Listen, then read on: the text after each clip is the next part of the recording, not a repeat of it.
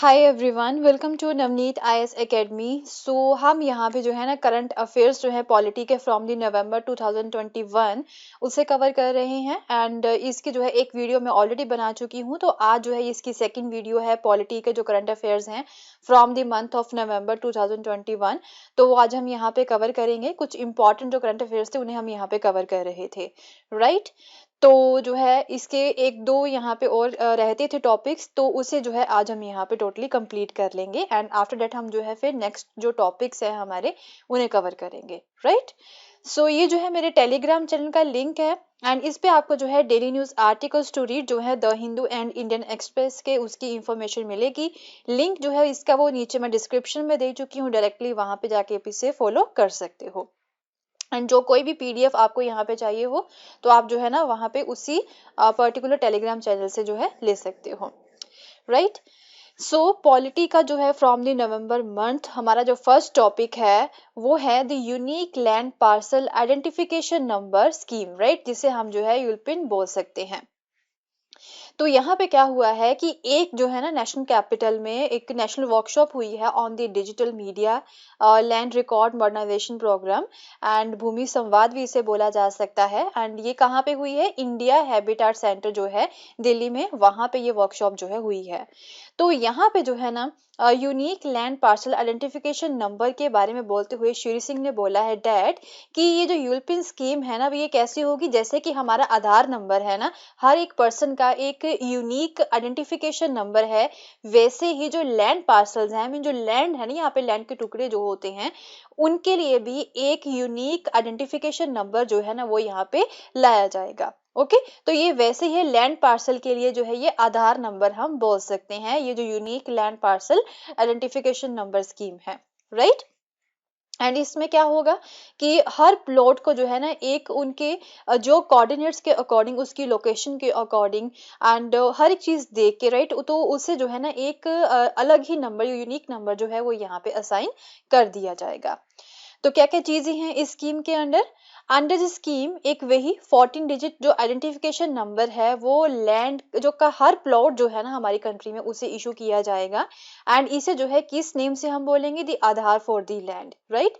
A number that would uniquely identify every served parcel of the land. तो सर्वे किया जाएगा पूरी की पूरी लैंड्स का all over the India, and फिर जो है उन्हें यूनिकली आइडेंटिफाई किया जाएगा। तो इसका क्या फायदा होगा? यहाँ पे ये जो स्कीम है इस आइडेंटिफिकेशन नंबर का क्या फायदा होगा? इससे जो है ना हम लैंड का जो फ्रॉड्स होते थे यहाँ पे उससे बचा जा सकता है। स्पेशली गांव में जो है ना, रूरल इंडिया में काफी ज्यादा फ्रॉड्स होते थे एंड जो जमीन हथिया ली जाती थी लोगों की। तो यहाँ पे यूनिक आइडेंटिफिकेशन नंबर यहाँ पे जब दे दिया जाएगा एंड उसमें जो है ना पूरा का पूरा डाटा जो है ना उस पर्टिकुलर लैंड का वो इंक्लूड किया जाएगा। मीन जो है ये नेम जो लैंड है वो किसके नेम पे है एंड कितनी लैंड है किसी पर्सन के नेम के, वो सारे जो है ना इसी के साथ अटैच किया जाएगा इस आधार नंबर के साथ, राइट। तो इससे जो लैंड फ्रॉड है ना उससे बचा जा सकता है। एंड क्योंकि अभी हमारे पास हमारे रूरल इंडिया में जो लैंड रिकॉर्ड्स है ना वो काफी ज्यादा आउटडेटेड है एंड काफी डिस्प्यूटेड भी है। ओके, एक लैंड के ऊपर जो है ना काफी ज्यादा लोग जो है वो अपना हक जताते हैं। तो ये जो लैंड रिकॉर्ड्स है इन्हीं प्रॉब्लम्स को सॉल्व करने के लिए यहाँ पे ये जो 14 डिजिट का आइडेंटिफिकेशन नंबर है वो यहाँ पे लाया गया है। तो ये जो आइडेंटिफिकेशन है वो किस चीज के ऊपर बेस्ड होगी? जो लैंड का फिर लॉन्जिट्यूड एंड लैटिट्यूड के अकॉर्डिंग जो ज्योग्राफिकल टर्म्स हैं, इसे आपको पता ही होगा ज्योग्राफिकल टर्म्स हैं, राइट। हमारा जो एनसीईआरटीज हैं, दैट इज वाई बोला जाता है कि एनसीईआरटी काफी ज्यादा इंपॉर्टेंट है।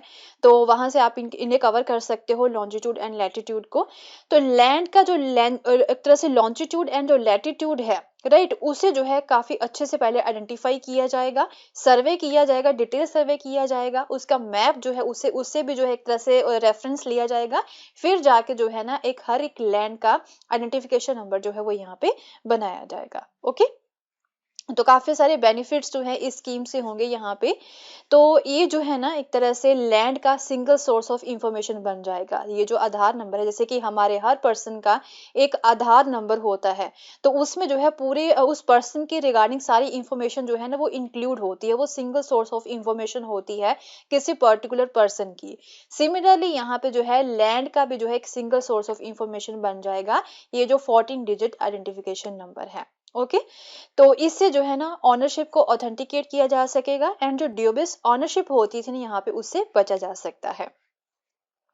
एंड गवर्नमेंट जो लैंड्स होती हैं उन्हें भी इजीली यहाँ पे आइडेंटिफाई किया जा सकता है एंड जो शैबी लैंड लैंड ट्रांजैक्शंस यहाँ पे होती जो लोग हथिया लेते हैं, जबरदस्ती कब्जा कर लेते हैं लैंड्स के ऊपर, उससे बचा जा सकता है। राइट, सो बस यही है इसमें। तो नेक्स्ट जो स्कीम है हमारे पास वो है एक one day national conference organise जो है वो की गई है, तो पेसा एक्ट को जो है 25 ईयर्स को सेलिब्रेट करने के लिए। तो पेसा एक्ट जो है वो आपके लिए इम्पोर्टेंट हो जाता है यहाँ पे। So one day national conference जो थी वो यहाँ पे ऑर्गेनाइज की गई थी on the provisions of the panchayat extension to the scheduled area act 1996 to celebrate 25th year of PESA Act as a part of आजादी का अमृत महोत्सव। राइट, तो पेसा की फुल फॉर्म क्या है? Panchayat extension to the scheduled areas. Right, scheduled areas होते हैं, जैसे कि इंडिया में भी जो है ना कई सारे शेड्यूल्ड एरियाज हैं एंड जिसमें जो है ना उनके अलग कल्चर होते हैं। राइट, कई सारे ऐसे एरियाज होते हैं, कई सारी ऐसी स्टेट्स हैं जिसमें जो है ना ट्राइब्स रहती हैं, तो उन ट्राइब्स के जो है डिफरेंट कल्चर होते हैं, उनका जो है एक तरह से गांव को चलाने का जो तरीका होता है वो भी डिफरेंट होता है।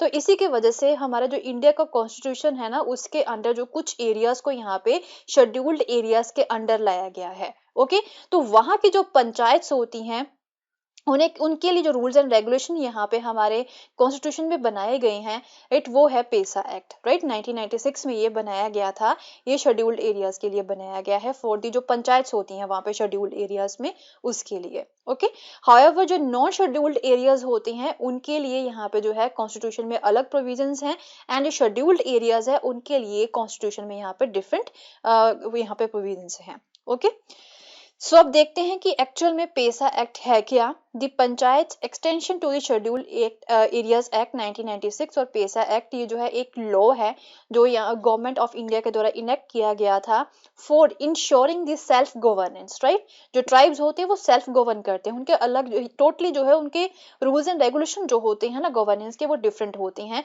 तो उनके ऊपर कोई प्रभाव ना पड़े, उनकी जो लाइफ है वो अफेक्ट ना हो, यहाँ पे इंटरफेरेंस यहाँ पे ना हो, तो दैट इज वाई जो है शेड्यूल्ड एरियाज डिक्लेयर किए जाते हैं। ओके, तो ये जो पेसा एक्ट है वो गवर्नमेंट ऑफ इंडिया के द्वारा जो है इनेक्ट किया गया था इंश्योर करने के लिए self governance in that scheduled area through the traditional gram sabhas. क्योंकि आपने पढ़ा भी होगा कि ग्राम सभा यहाँ पे होती थी जो ट्रेडिशनली चली आ रही थी काफी लंबे समय से हर ट्राइबल एरियाज में, एंड वो उन ग्राम सभास के जो है अपने ही रूल्स एंड रेगुलेशंस यहाँ पे होते हैं। ओके, तो उन्हें जो है एक तरह से इंश्योर करना है कि वहां पे सेल्फ गवर्नेंस जो है वो कंटिन्यू रहे।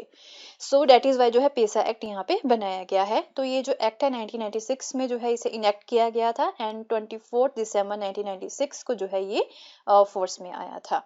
राइट, सो इस एक्ट को जो है ना ट्राइबल लेजिस्लेशन जो है इंडिया में उसकी बैकबोन भी बोला जाता है and because it recognises the traditional system of the decision making process. जो पुराना इनका जो सिस्टम था इन ट्राइब्स का, ट्राइबल एरियाज का, तो डिसीजन मेकिंग प्रोसेस जो था ना उसे वो रिकॉग्नाइज करते हैं एंड लोगों के लिए जो है ये स्टैंड करते हैं उनकी सेल्फ गवर्नेंस के लिए। राइट, सो थोड़ा सा बैकग्राउंड देख लेते हैं, बैकड्रॉप देख लेते हैं इस एक्ट का।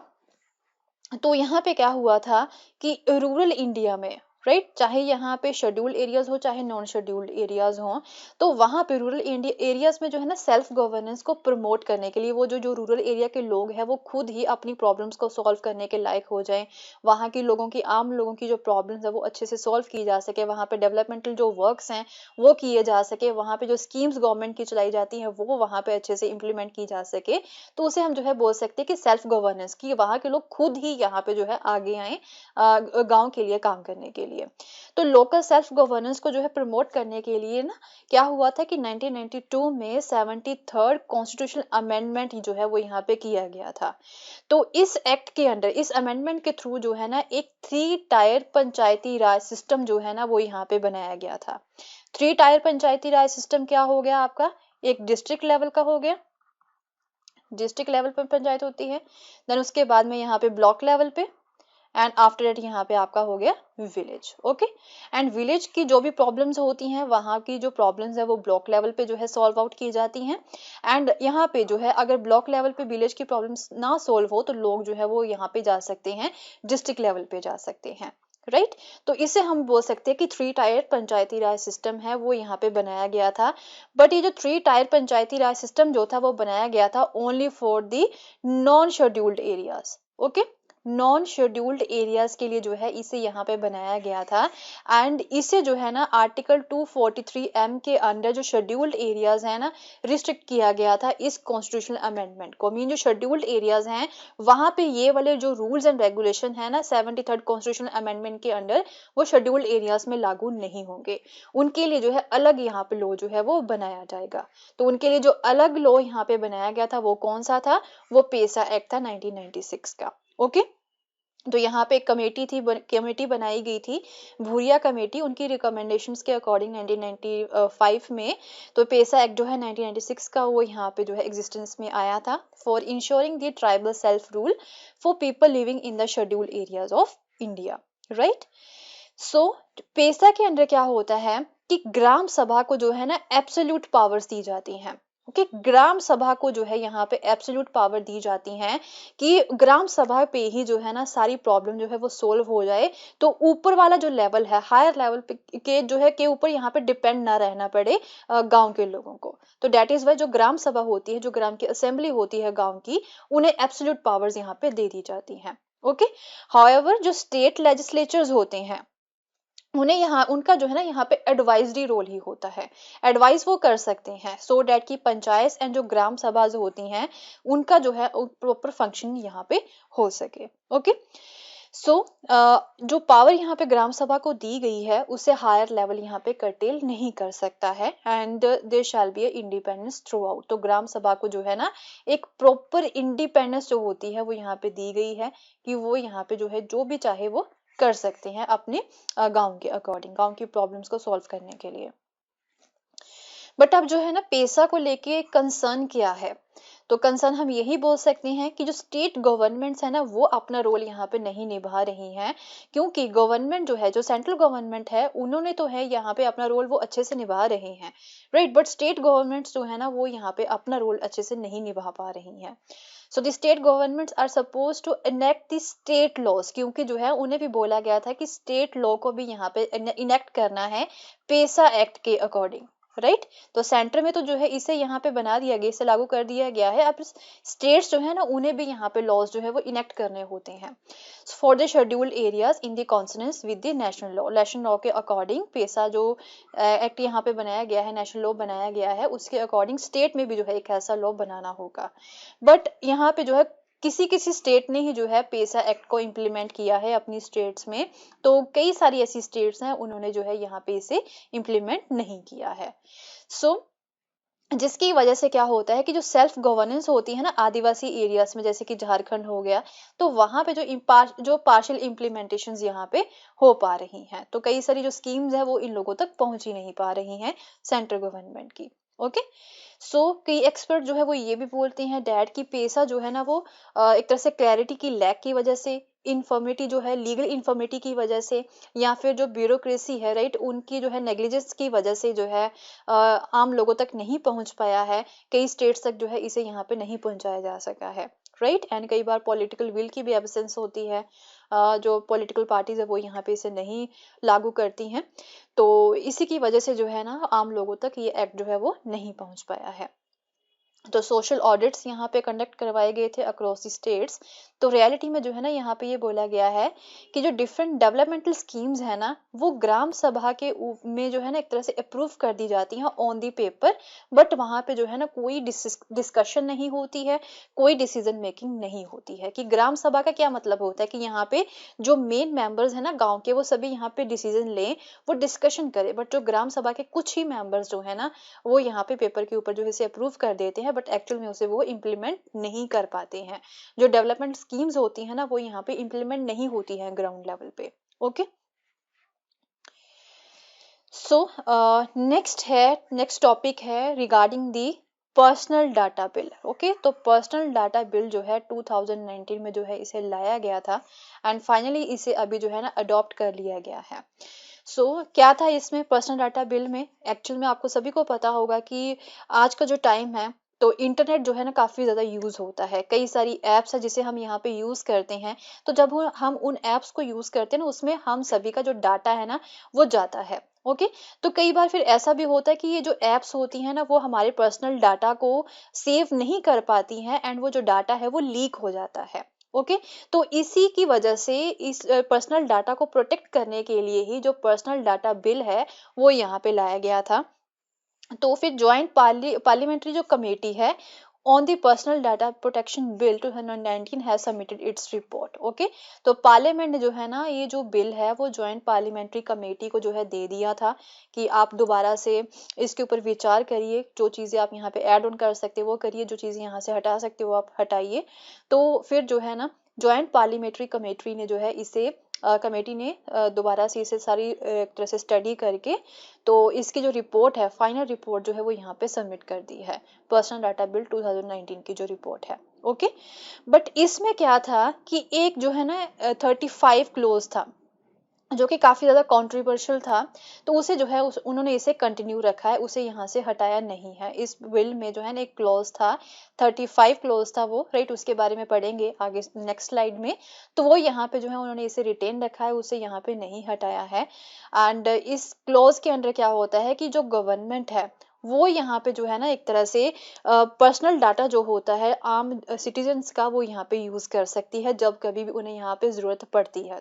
तो वो क्लोज यहाँ पे हटाने की जो है ना कोशिश की जा रही थी बाय द ओपोजिशन, बट वो क्लोज जो है ना वो यहाँ पे कंटिन्यू रहा है, अभी भी जो है इसमें एड ऑन उन्होंने किया ही है पर्सनल डाटा बिल में। ओके, तो फिर इस जॉइंट पार्लियामेंट्री कमेटी ने जो है क्या रिकमेंडेशंस की हैं कि जो सोशल मीडिया प्लेटफॉर्म्स है ना उनके लिए काफ़ी स्ट्रिक्ट रेगुलेशंस जो हैं वो यहाँ पे लानी चाहिए। तो कमेटी जो है वो ये रिकमेंड करती है डैट कि जितने भी सोशल मीडिया प्लेटफॉर्म्स हैं, ओके, तो उन्हें जो है पब्लिशर्स के तौर पे ट्रीट किया जाएगा एंड वो जो भी कंटेंट को यहाँ पे होस्ट करते हैं ना, जो भी उनकी एप्स है यहाँ पे, जो भी डाटा यहाँ पे उन लोगों का उनके पास आता है, उन्हें यहाँ पे जो है संभाल के रखना ये उनकी जिम्मेदारी बनती है। वो इसके लिए अकाउंटेबल होंगे जो भी सोशल मीडिया प्लेटफॉर्म्स हैं, राइट। तो ये उनकी जिम्मेदारी बनती है कि लोगों का जो डाटा है वो यहाँ पे संभाल के रखना है। तो दूसरा लॉ यहाँ पे ये बनाया गया है कि कोई भी सोशल मीडिया प्लेटफॉर्म जो है ना उसकी जो पेरेंट कंपनी होती है, ओके, जो टेक्नोलॉजी को हैंडल कर रही है, उस पेरेंट कंपनी को जो है ना इंडिया में यहाँ पे अपना जो ऑफिस है वो भी सेटअप करना होगा, राइट। एंड उसके अलावा ये भी बोला गया है कि एक स्टैट्यूटरी मीडिया रेगुलेटरी अथॉरिटी जो होती है ना, जैसे कि प्रेस काउंसिल ऑफ इंडिया है जो रेगुलेट करती है प्रेस को, तो वैसी ही एक रेगुलेटरी अथॉरिटी जो है ना सोशल मीडिया के लिए भी यहाँ पे बनाई जानी चाहिए। तो ये कुछ रिकमेंडेशंस हैं। क्लॉज 35 जो है इसके बारे में देख लेते हैं, जो कि इन्होंने यहाँ पे रिटेन किया है, इसे कंटिन्यू रखा है, जो कि एक कंट्रोवर्शियल प्रोविजन है इन द बिल। तो इसके अंडर क्या होता है कि जो है ना एक तरह से डाटा प्रोटेक्ट किया जाएगा कि जो डाटा है ना वो लीक नहीं हो सकता है। ये ऐप्स जो होती हैं, जो सोशल मीडिया प्लेटफॉर्म्स होते हैं, ये उनकी जिम्मेदारी बनती है कि लोगों का जो डाटा है वो यहाँ पे संभाल के रखें। बट यहाँ पे क्लॉज 35 जो है वो ऐड किया गया है, उसमें ये बोला गया है कि गवर्नमेंट ऑफ इंडिया को जब कभी भी यहाँ पे लगता है कि पब्लिक ऑर्डर के रिगार्डिंग, सॉवरेनिटी के रिगार्डिंग, या फिर फॉरेन स्टेट्स के साथ फ्रेंड रिलेशंस के रिगार्डिंग, या फिर स्टेट की सिक्योरिटी के रिगार्डिंग किसी पर्सन का ये डाटा उन्हें यहाँ पे चाहिए, तो वो किसी भी ऐप से जो है वो ले सकती है। एंड वो जो ऐप है या फिर वो जो सोशल मीडिया प्लेटफॉर्म है वो मना नहीं कर सकता है गवर्नमेंट ऑफ इंडिया को वो डाटा देने से। तो ये है क्लॉज 35, इसमें जो है ना गवर्नमेंट ऑफ इंडिया को जो है बाहर निकाला गया कि वो यहाँ पे डाटा जो है वो यूज कर सकती है, वो ले सकती है किसी भी सोशल मीडिया प्लेटफॉर्म से।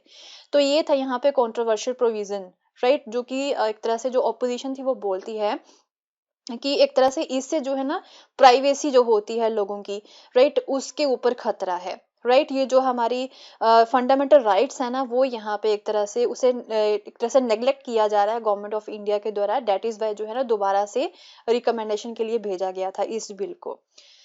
This one of the widely debated clauses in the panel meeting. तो इसे जो है काफ़ी अच्छे से डिबेट भी किया गया था कि क्या ये जो क्लॉज है वो कंटिन्यू रहना चाहिए या फिर इसे हटा देना चाहिए। बट हाउएवर ऑपोजिशन बोल रहे थे कि इसे जो है हटा देना चाहिए, इससे जो प्राइवेसी है लोगों की वो यहाँ पे ख़त्म होती है। ओके, तो rational behind the retention of this close, तो लोग यहाँ पे जो है इस क्लोज को जो है एक तरह से हटाना क्यों चाहते थे, क्योंकि ऐसा बोला जाता है कि एक सिक्योर नेशन वही होता है कि यहाँ पे जो है ना पर्सनल लिबर्टी हो एंड जो इंडिविजुअल है उसकी प्राइवेसी जो है ना वो यहाँ पे इंश्योर की जा सके एक सिक्योर नेशन में।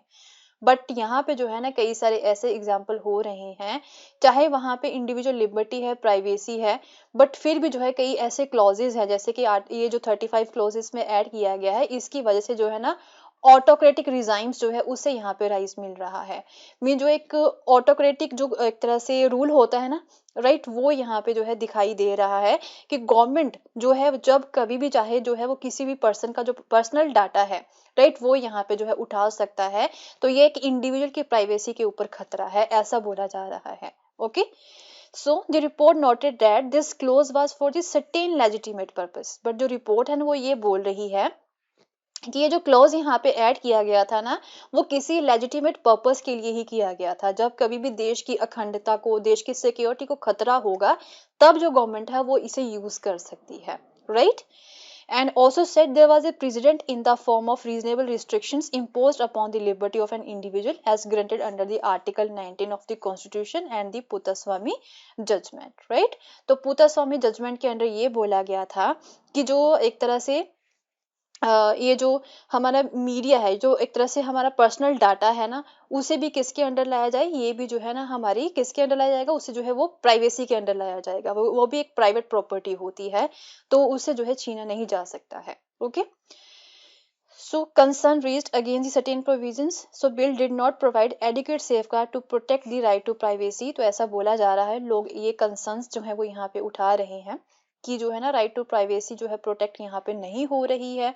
गवर्नमेंट जब कभी भी यहाँ पे चाहे लोगों का डाटा जो है वो ले सकती है। Okay, and clause 35 fast open to misuse since it give unqualified power to the government, क्योंकि इसकी वजह से गवर्नमेंट को जो है काफी ज्यादा पावर मिल जाती है, राइट। सो विद दिस हमारे जो है एक तरह से नवंबर के पॉलिटी वाले जो करंट अफेयर्स हैं, इंपॉर्टेंट करंट अफेयर्स जो हैं वो यहाँ पे कंप्लीट होते हैं। सो मिलेंगे in our next video with the next topic, and जो इकोनॉमी के करंट अफेयर्स हैं वो लेके आऊंगी, या फिर कुछ इंटरनेशनल रिलेशंस के करंट अफेयर्स हैं वो उसकी भी वीडियो जो है वो जल्दी ही आपके लिए लेके आऊंगी। एंड अगर आपको मेरा कोर्स पसंद आया तो जो है इसे लाइक करना ना भूलें, शेयर करना ना भूलें। Thank you so much, have a nice day, bye bye.